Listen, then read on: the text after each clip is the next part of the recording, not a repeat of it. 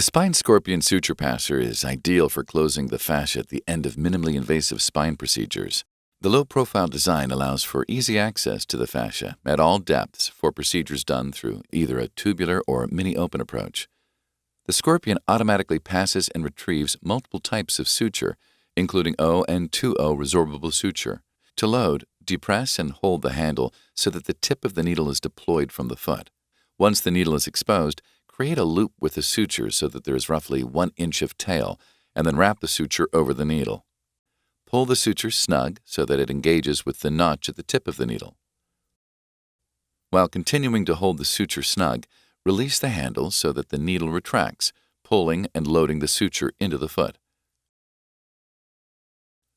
With the suture properly loaded, pull the trigger to close the jaw and introduce the scorpion into the incision to the depth of the fascia.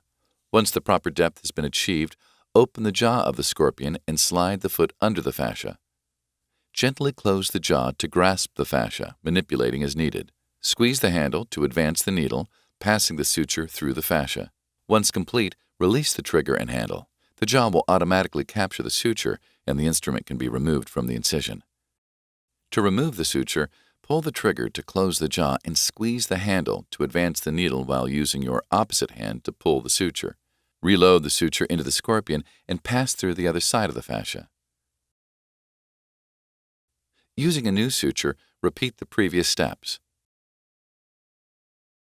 First, in the opposite corner of the fascia incision, and then in the middle, passing as many times as needed until the surgeon feels the fascia can be adequately closed.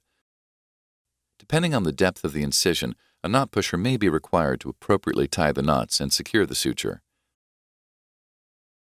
Additionally, a suture cutter may be required beyond a certain depth to properly cut the suture. It is recommended that a tail between 2 to 4 millimeters be left after cutting.